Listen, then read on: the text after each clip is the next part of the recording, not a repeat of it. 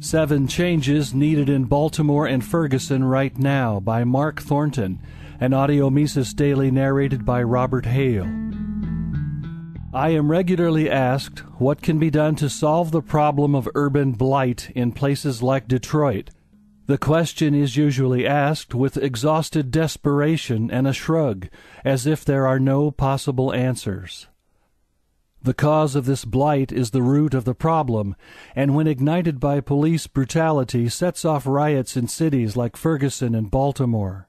There are a whole range of answers that we know will work to at least improve the situation. The root problem of urban blight is government.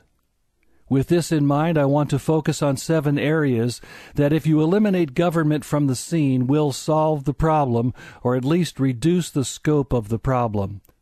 Some of these solutions can be easily adopted by cities. Others will require state and federal governments to remove or modify various forms of intervention.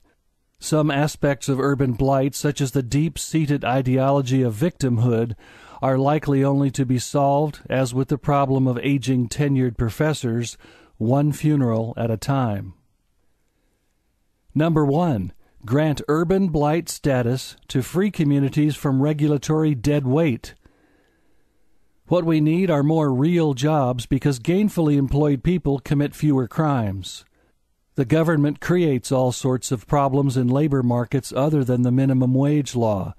City governments, or city elders, should be able to request what I'll call urban blight status for all of the city or parts of their city.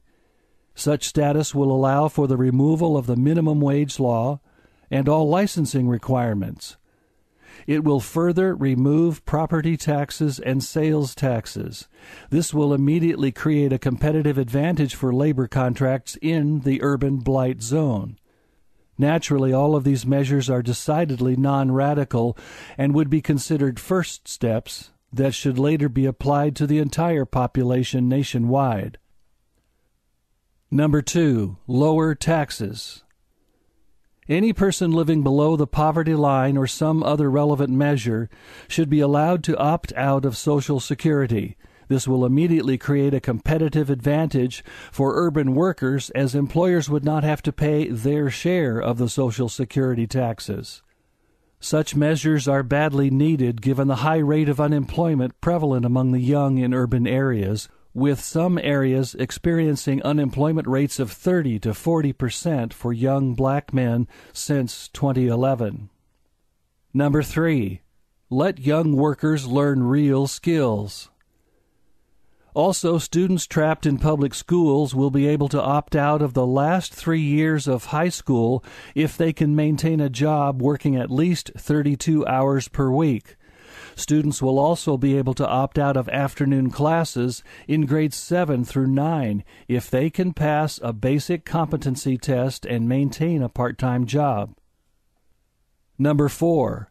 Legalize self-defense. In addressing the problem of urban crime, the first thing that needs to be done is to remove gun control and gun restrictions in the cities where they exist. Gun ownership deters crime and violence. Recent state laws that allow citizens to carry guns have contributed to falling crime rates in recent years. Moreover, victims of real crimes often find themselves on their own, thanks to drug war incentives, since police in recent decades have increasingly been prioritizing drug war enforcement over real property crime like burglaries and violent crime. Number 5. End the war on marijuana. One of the most important reforms to reduce crimes is to legalize marijuana. This will reduce government budgets for police, courts, district attorney offices, jails, and prisons. As a result, fewer black and Hispanic males will be killed or locked up in prisons. The city of Philadelphia, for example, made marijuana possession the lowest priority for the police department and saves a good deal of money as a result. The violent crime rate in Colorado has fallen since marijuana legalization. Number 6. Sell off city property. City governments should engage in true privatization. Property and buildings now controlled and maintained by city governments should be turned over to the private sector. Urban areas need properties for such things as private schools, safe parking lots, and new businesses. Maintaining the city government's property is simply a burden on the taxpayer. Number 7, phase out welfare. Welfare remains a major cause of family and social disintegration. Welfare benefits should be reduced and phased out, and the welfare that does remain should immediately come with strings attached, such as work requirements and drug testing. Expect opposition. Not everyone will be happy with these reforms. It is easy to imagine a great deal of political opposition from the likes of suburban businesses, licensed professional labor groups, unions, white-collar workers, public school teachers, the private prison industry, police unions, public employee unions, and pharmaceutical industries, to name a few sectors. There are things we can do immediately to begin solving the problem of urban blight and thus eliminate some of the factors that lead to riots such as occurred in Ferguson and Baltimore. It may all seem like a pipe dream, but remember Detroit, Michigan was forced into bankruptcy and had to slash its budgets. Detroit today is already seeing urban revival in an environment of relative laissez-faire. The next economic crisis could send other major cities mired in debt into a Detroit-like death spiral. It is the nature of government to think it is the solution to every problem.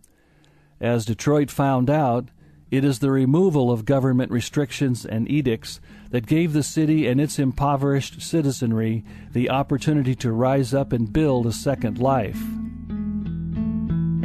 The Mises Institute hopes you have enjoyed this Audio Mises Daily. For a world of free market literature, media, and discussion, visit Mises.org.